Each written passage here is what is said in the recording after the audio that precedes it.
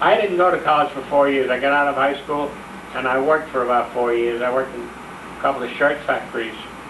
And then after that we hit a depression. I couldn't get a job. So I went to college. And I think I got a pretty good education there.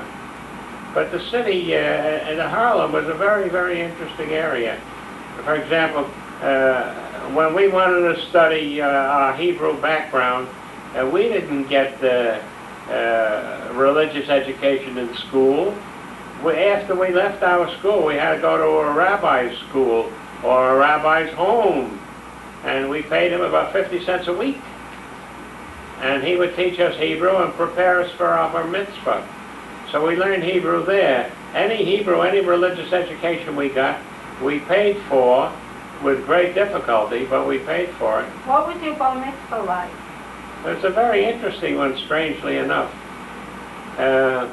He didn't have it in a big hall that cost a lot of No, money. but we had an institutional synagogue on 116th Street. I think it's now an Islam thing or something like that. I'm not sure. But we had a very nice building, the institutional synagogue, and we got a very good education. I used to go to shul every morning, about 7:30 in the morning.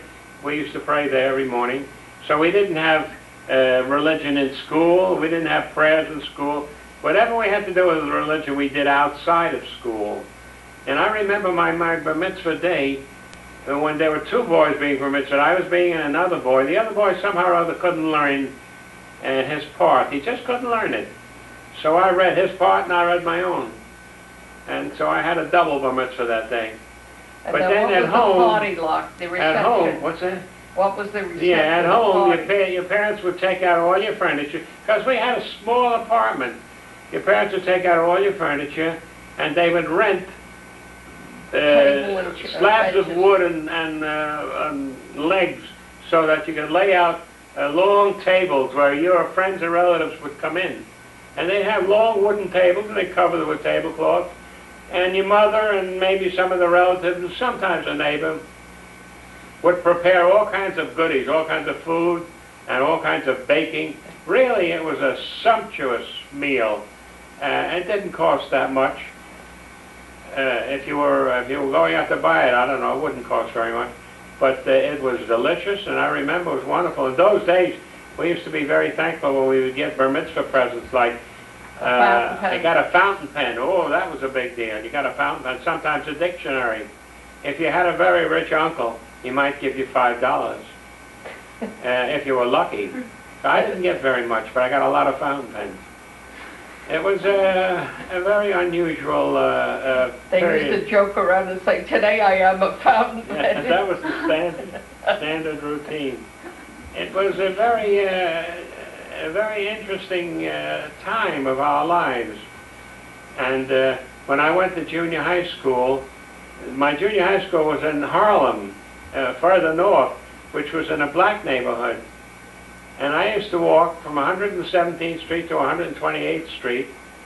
First I'd go from up to Madison Avenue and then up to 128th Street, then into the school. And we would take this walk, rain or shine or snow or anything. We would always take that same walk up and back. Carry our lunch with us, or sometimes your mother would give you 10 cents or 15 cents, and we would buy bread. In those days you used to buy a Wonder Bread, which is really 2 one-pound loaves of bread attached together, you know, like Frankfurter rolls are attached. These Wonder Breads were attached. So 2 of the boys would chip in, and we would buy a double Wonder Bread. He would get 1 bread, I would get 1, and we would buy 1/4 pound of salami or something like that, and cut this huge bread in half and eat the salami and the bread. And that was our lunch. If we wanted soup, the school would sell soup in the lunchroom at 2 cents a bowl. It cost us 2 cents, and they had these little metal bowls. You know, you sometimes see them in prison. We had these little metal bowls, and you would have a hot soup. It tasted like hot water with some discoloration, but it was hot, so it wasn't too bad. I remember I have a funny story about our junior high school. I was a pretty good student in the elementary school, so I was put into a very special class, which they called the Rapids. You could make 3 years of junior high school in 2 years. And so I remember my first day in PS 24 at 128th Street off Madison Avenue. I came in and I had a teacher called Minnie Fuller. Now Minnie Fuller was a fat woman, a big bosomed woman, and a very strict woman, and she had a sister in the library, Alma Fuller. But anyhow, those days, all the teachers knew you because they knew your brother before you, or your sister before you, know. They always knew the families. Now my elder brother Irving was not exactly the best behaved boy in school. He was a bit of a cut-up, and the school knew him very well, unfortunately. So I remember the first day I got into school, the teacher was looking at our names, you know, she was checking the roster, and she came across my name, Schechtman. She looked at it for a minute, and she thought for a minute, and then she said, "Do you have a brother named Isidore?" That was my brother's name before he changed it to Irving. I says, "Yes, I have a brother named Isidore." And then the heavens fell in. This big woman started to scream at me. "If you think that you're going to do what your brother did, you should have heard, we will not stand for it." And she screamed at me. I was terrified. I said to her, all she had to do was look at my report card. For 6 years, I had nothing but AAA on my report card. Always had an A. And here she is screaming at me for something that my brother did. So, but I lived it down after a while. And we got along. She was a mean teacher, though. Whenever she found, we used to have what is known as the PSAL, the Public School Athletic League. We used to play games after school sometimes, baseball. Volleyball was our strength. We were a very good volleyball team. So we would play games after 3 o'clock. And this Minnie Fuller, when she found out that we had a game after 3 o'clock, she would keep us in until 4 o'clock, so that we would have to forfeit the game. We would lose. And we were very angry because we had a wonderful volleyball team. So we made a deal with the PSAL that they would never announce in advance when we were scheduled to play. She never knew. They never told her. And then when our day was to play, we went down and we played and we won. As a matter of fact, that year we won several PSAL pins. They used to give you a gold pin, a silver pin, and a bronze pin, you know, if you finished first, second, or third. And this rapid advance class won about 3 pins one year. We were very good.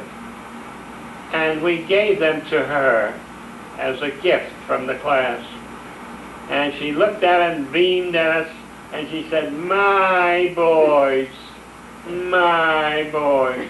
And all day long, she would stand opposite the window rubbing her breasts on the side. I never forgot it. Like this. Teachers do things and kids don't forget. They remember. And I'm remembering way, way back, you know. What year was this? Oh, I would say, let me see, 6 or 7, that would be about 1918, around that time, approximately around that time, 1920, something like that. So that was Minnie. And I also met other teachers in my junior high because... How old was she? Minnie Fuller? About 35, 36, 37. But I'll tell you one thing. Our mothers had a very hard life, very hard. I mean, we didn't have freezers or refrigerators. They had ice boxes, and they used to shop every single day. But the shopping was almost a social experience. They used to meet the other women, and they used to discuss different things.